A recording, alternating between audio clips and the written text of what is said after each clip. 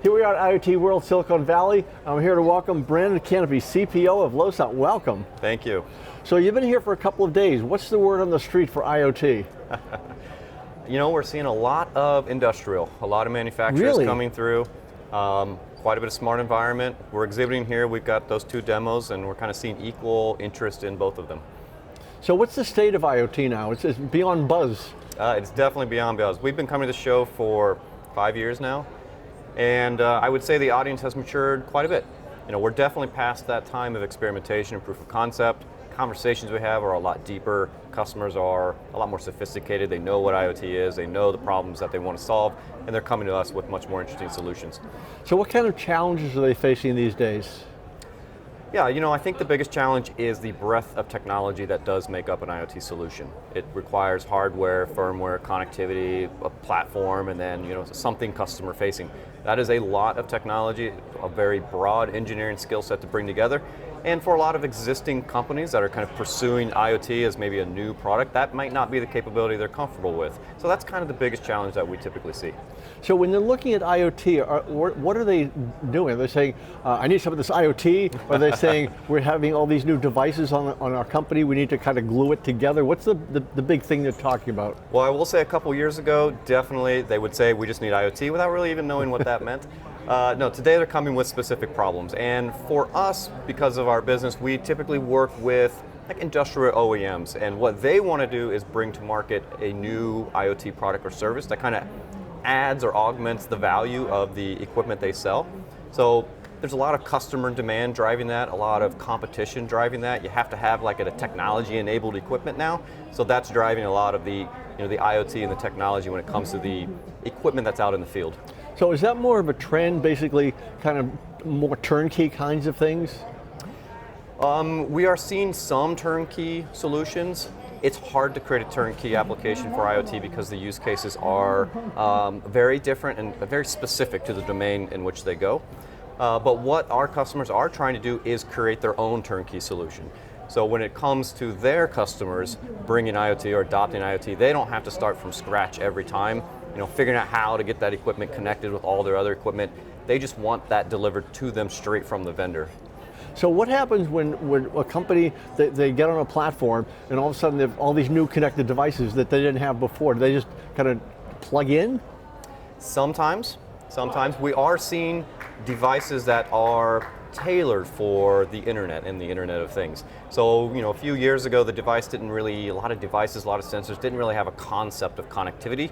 You had to solve that. They gave you the raw sensor data, you had to plug in the rest.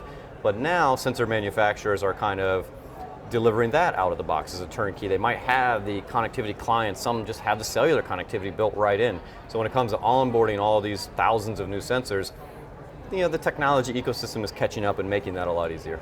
So what's happened sort of pre-COVID, COVID, and now post-pandemic? Yeah, so COVID definitely is driving remote. One of my favorite phrases is IoT's #1 competition is a person with a clipboard.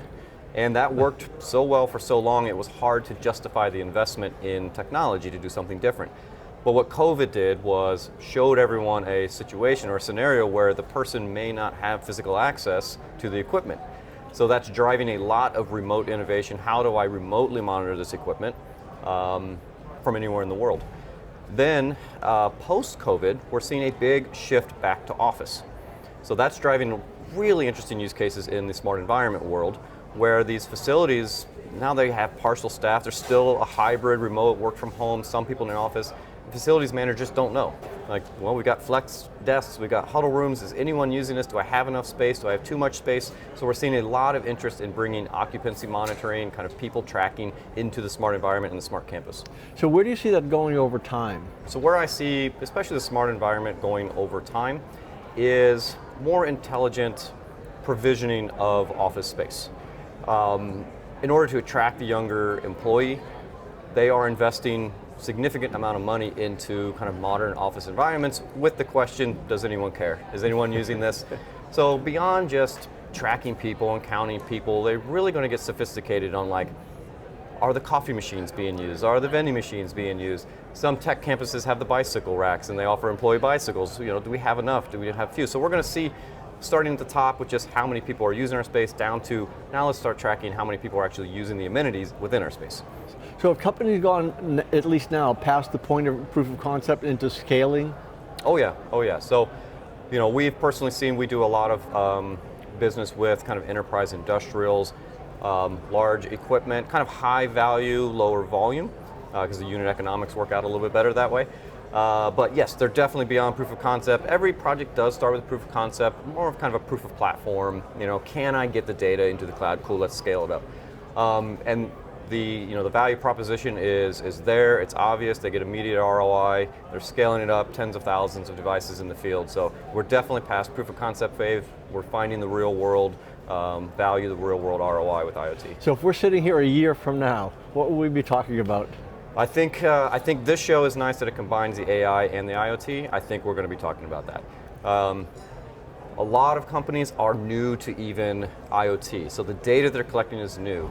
They are thinking about AI, but not very many are quite sophisticated enough, don't quite have the historical data collected to truly take advantage of what AI offers. A year from now, 2 years from now that we've got these vast sums of data we're collecting and learning from, we're going to continue to see the convergence of IoT and AI to solve even more interesting problems. Well, I look forward to that discussion. Thank you very much. Thank you.